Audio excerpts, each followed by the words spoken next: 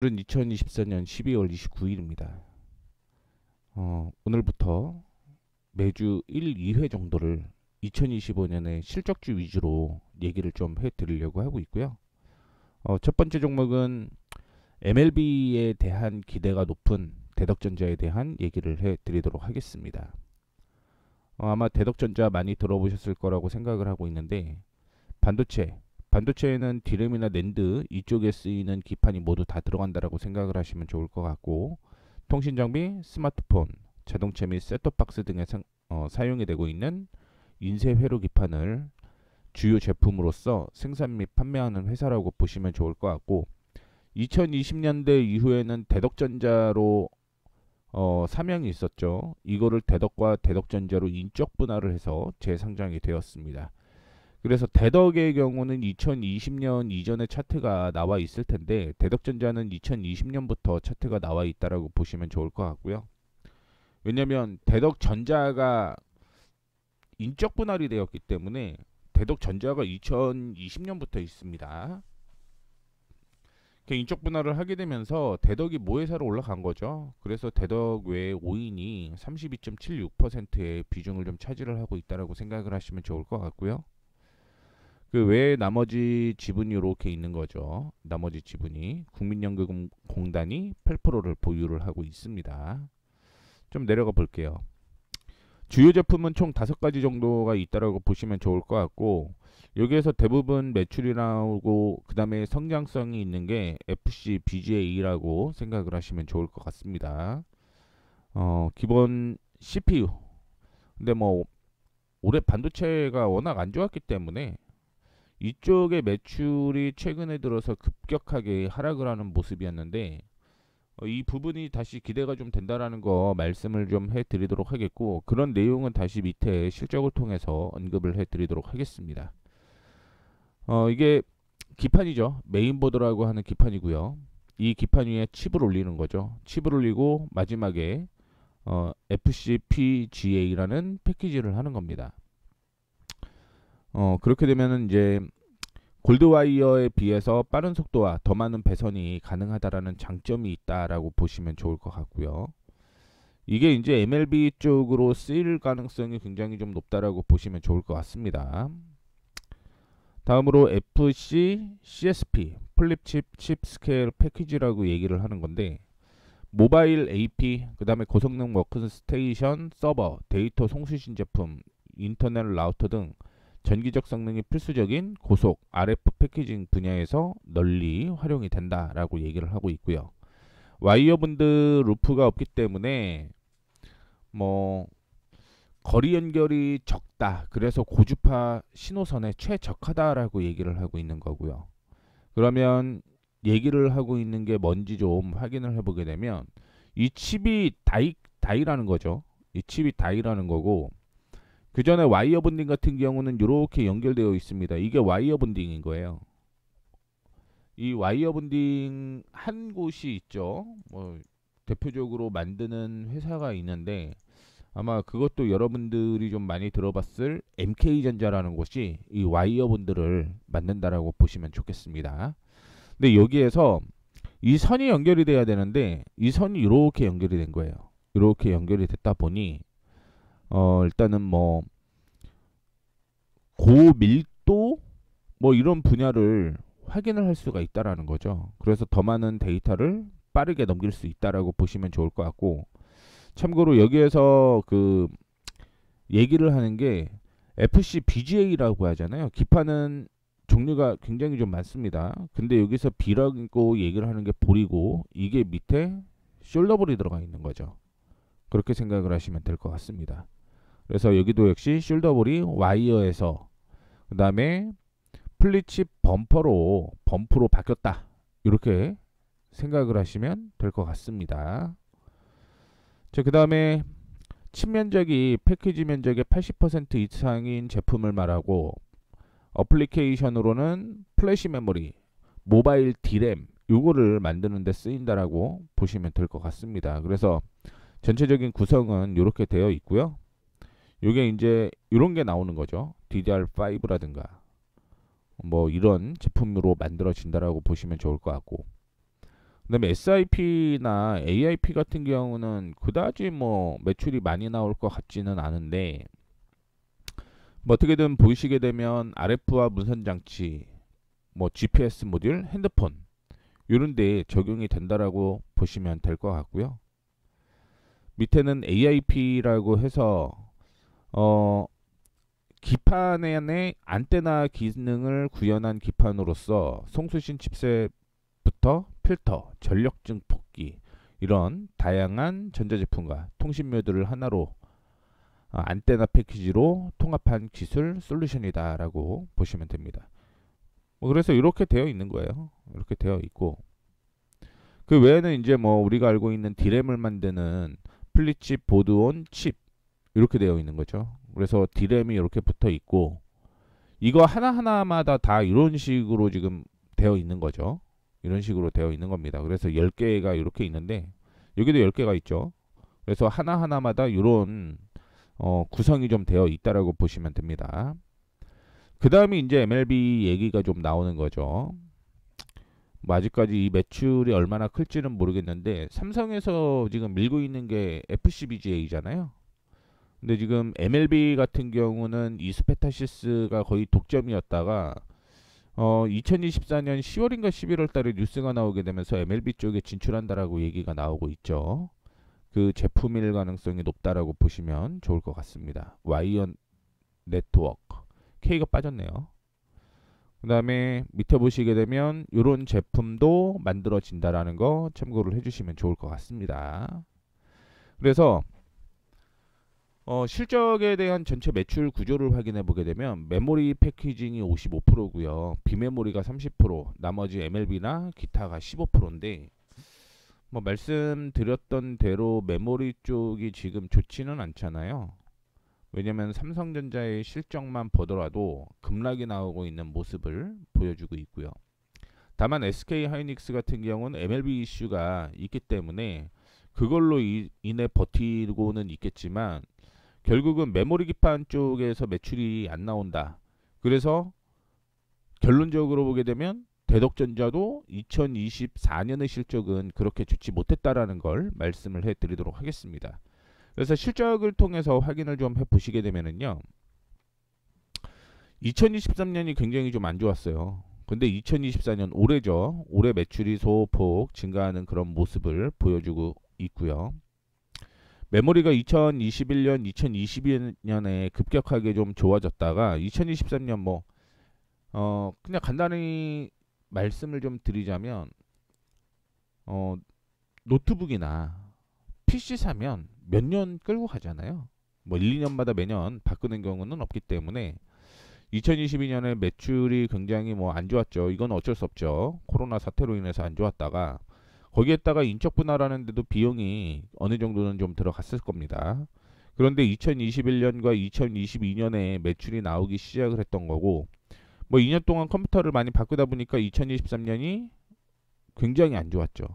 그러다가 2024년이 다시 한번 소폭 실적이 턴 어라운드 시작이 됐고, 2025년에는 2024년 대비 실적이 당기순이익 기준으로 2배, 영업이익 기준으로 2.3배 정도 상승을 하는 모습을 보여주게 됩니다. 매출이 크게 늘어나지는 않는데 당기순이익과 영업이익이 늘어난다라는 건 많이 남는 걸 판다라는 거죠. 많이 남는 걸. 그래서 뭐 EPS 주당 순이익 보시게 되더라도 544억에서 1236억으로 주가가 실적이 급등을 하는 모습을 좀 보여주게 되고요. BPS 보게 되면 17,000원에서 18,000원으로 올라갑니다. 그리고 배당은 317원, 그 다음에 내년은 322원 정도 얘기를 좀 하고 있고, PER과 PBR을 확인해 보게 되면 PBR은 일단 1배 미만으로 주가가 움직이고 있다라는 걸 말씀을 좀 해드릴 수가 있을 것 같습니다. 현재 PER의 경우는 굉장히 좀 높은 수준이다라고 볼 수가 있겠죠. 다만 내년에 실적이 만약에 돌아간다라고 하면 지금은 12배 수준이기 때문에 12배 수준이면 그렇게 높지는 않다라는 걸 말씀을 좀 해드리도록 하겠습니다. 분기 실적을 보게 되면 2분기 실적이 좋았네요. 그렇죠? 1분기 실적이 영업이익 적자에서 당기순이익 흑자였는데 2분기에는 뭐 실적이 좋았습니다. 근데 3분기 떨어지고 다시 한번 4분기부터 실적이 늘어나는 그런 모습을 좀 가지고 있기 때문에 어, 여기서 보시게 되면 1분기 실적이 굉장히 안 좋았는데 이번에는 1, 2분기 실적이 계속 좋아진다라는 것 때문에 아마 바닥을 잡았을 가능성이 있다라고 보고 있고요. 여기 보시게 되면은 뭐 매출 구조라고 얘기를 해놨는데 뭐 아시다시피 위에서 언급을 해드렸던 대로 메모리 쪽이 50%가 넘죠. 그래서 메모리 쪽이 좀 살아나야 되는데 이거를 이제 다른 쪽으로 키울 거라는 거죠. 그게 이제 MLB라고 생각을 하시면 될 것 같고요. 그게 대부분 네트워크라고 보시면 아마 좀 맞지 않을까 이렇게 보고 있습니다. 그래서 국내에서 57%, 중국이 23%, 미국이 10%, 대부분 매출이 국내와 중국, 미국 쪽에서 나타나고 있다라는 걸 볼 수가 있을 것 같고, 재무제표를 보게 되면은요, 뭐 자산 괜찮습니다. 부채 비율도 상당히 괜찮죠. 그 다음에 유보율도 상당히 괜찮습니다. 그래서 재무제표 괜찮다라는 걸 좀 얘기를 해드리고 싶고요. 밑에 보게 되면 ROE라든가 ROEA의 경우는 실적이 좋아지게 되면 늘어나게 되어 있습니다. 근데 2024년 실적이 2023년보다 좋기 때문에 좀 늘어나는 모습이었고요.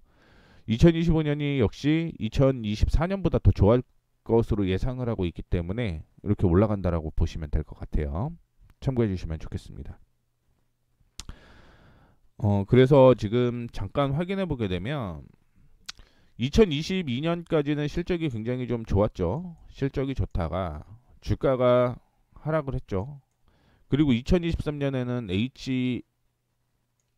MLB 이슈가 나오고 그 다음에 뭐 대부분 뭐 그 AI 관련된 반도체 이쪽은 다 상승을 했으니까 상승을 하다가 실적이 안 나오니까 주가는 좀 하락을 했던 거죠. 주가가 좀 하락을 했고 디테일로 보게 되면은 어쨌든 2021년의 저점이었던 13,000 부근이 지지가 나오게 되면서 반등이 나오는 모습이었고 그 다음에 분기로 보게 되면 2024년 7월이 이때였죠. 이때 그때부터 시작을 해서 쭉 하락하는 모습입니다. 쭉 하락하는 모습에서 이전에 저항으로 형성되었던 게 16,000원 부근이었는데 이 16,000원을 돌파를 하게 되면 매수 타이밍이 나온다라는 거, 바닥은 어느 정도 잡았다라고 보시면 좋을 것 같습니다. 자, 모멘텀을 좀 얘기를 해드리자면 2024년 같은 경우는 SK 하이닉스와 삼성전자 등의 메모리 업체의 D램, 낸드의 재고 조정으로 인해서 메모리 한기판 전체의 55%를 차지하는 게 반도체였잖아요. 그러다 보니까 이쪽 매출이 감소되는 모습이 나타나고 있습니다. 근데 향후에 부진이 아마 반도체의 경우는 2025년 3, 4분기부터 실적이 턴 어라운드 될 것이다라고 얘기가 나오고 있죠. 그러다 보니까 2024년의 4분기와 2025년의 1분기까지 부진이 지속이 될 가능성이 있다라고 얘기를 좀 하고 있는 거고, 다만 이제 2025년부터는 북미 고객사향 AI 가속기용 MLB 매출이 실적이 매출이 진행될 것으로 전망이 되고 있습니다. 그래서 현재 2천억 수준인데 2분기 되면은 4천억으로 늘어날 거라는 거죠. 그리고 감가상각이 끝난 상태이기 때문에 뭘 이제 마이너스 할 이유가 없다. 그래서 수익성이 가파르게 개선이 될 것이다라고 전망을 하고 있습니다. 역시 그 AI 쪽에 투자는 미국 쪽에서도 계속 지속이 될 가능성이 있기 때문에 아마 AI MLB 쪽에 매출이 400억에서 500억 정도 예상을 하고 있다. 근데 여기에서는요, 예상치가 반영이 되지는 않았어요. 그래서 최종 승인 및 양산이 결정이 되게 되면 실적이 재평가가 될 거라고 예상을 하고 있고, 그 외에 우주, 군사 이런 쪽으로도 MLB 사업이 확장이 될 가능성이 높다라고 얘기를 하고 있기 때문에 뭐 중국 경제업체에서 공급 물량을 축소하는 분위기로서 대덕전자에게 새로운 진입 기회가 될 수 있다, 이렇게 판단을 하고 있습니다. 참고로 이거는 어디에서 얘기를 하고 있는 거냐면 대신증권에서 얘기를 하는 거예요. 대신증권. 근데 이게 전체 대신증권에서 얘기하는 거랑 컨센서스랑은 좀 다릅니다. 왜냐면 대신증권에서는 4분기 실적이 좀 안 좋을 것으로 예상을 하고는 있는데 전체적인 컨센서스를 보게 되면 아까 보여드렸듯이 2024년 4분기 실적 좋을 것이다라고 얘기를 하고 있어요. 뭐 물론 그게 반영이 계속적으로 다른 증권사에서 나오게 되면 바뀔 가능성은 있겠지만 현재는 이런 움직임이라는 거 좀 참고를 해주시면 좋을 것 같고요. 역시 MLB에 대한 얘기가 계속 나오고 있기 때문에 향후에 이스페타시스가 원래 MLB 기판 만드는 회사잖아요. 그런데 이쪽의 매출이 급격하게 좋아지고 있죠. 근데 MLB 쪽의 수요가 대덕전자에도 있다라고 하면 주가가 더 급등할 가능성이 있다라고 개인적으로는 좀 생각을 하고 있고, 목표가는 증권사에서는 24,000원에서 25,000원대까지 추정을 하고 있죠. 근데 말씀을 해드렸던 대로 이게 최종 승인 그 다음에 양산이 결정이 되게 되면 실적 재평가가 일어나야 될 것 같고요. 실적 재평가가 일어난다라는 건 이 목표가가 상향 조정이 될 가능성이 높다, 이렇게 해석을 하시면 되죠. 제 나름대로 그러면 목표가를 좀 체크를 해 보도록 하겠습니다. EPS는 일단은 요 2025년까지 적어놨는데 이 CFPS와 SPS가 없어요. 그래서 그냥 개인적으로는 어차피 오늘이 29일이잖아요. 그래서 PR 기준으로는 2025년 기준으로 작성이 되었다.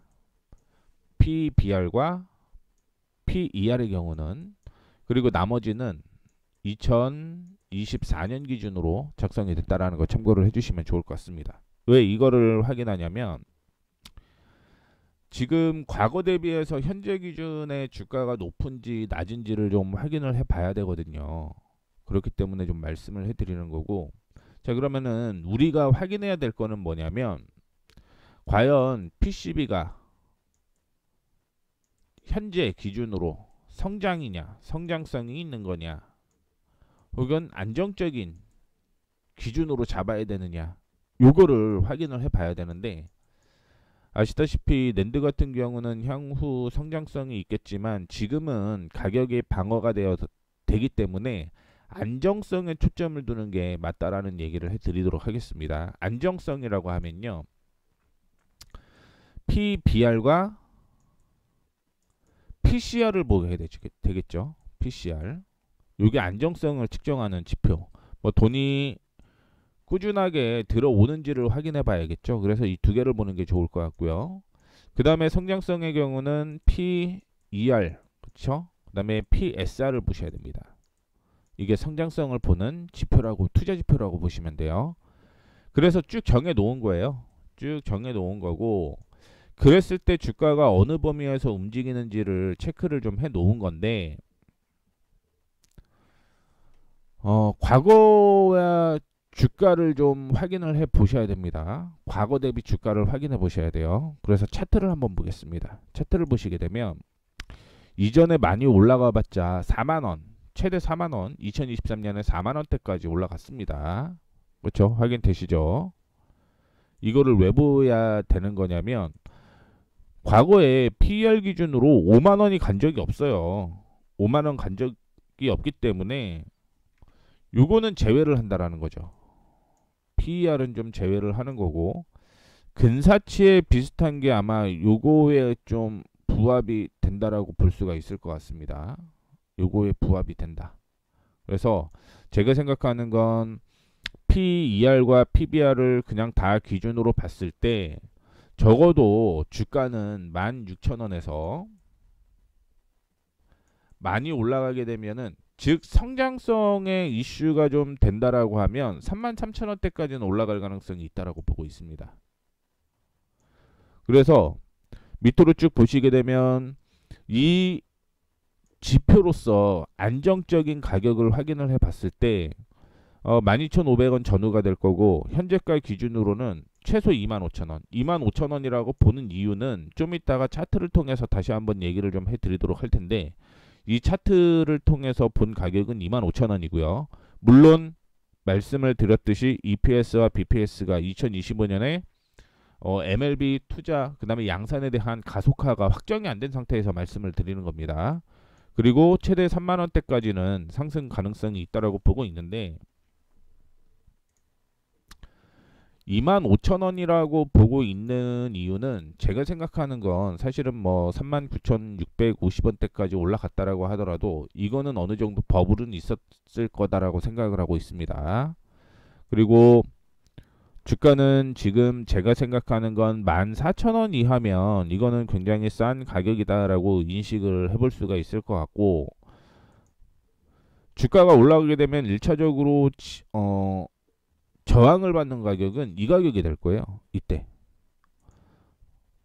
실적이 나온다라고 하더라도 2022년의 실적을 뛰어넘지는 못하는 상황이기 때문에 25,000원이 제가 생각하는 건 증권사랑 마찬가지로 목표가가 될 가능성이 높다라고 보고 있고, 제가 최대 33,000원이라고 얘기를 해드렸던 건 2012년 부근까지 실적이 나올 가능성이 있다.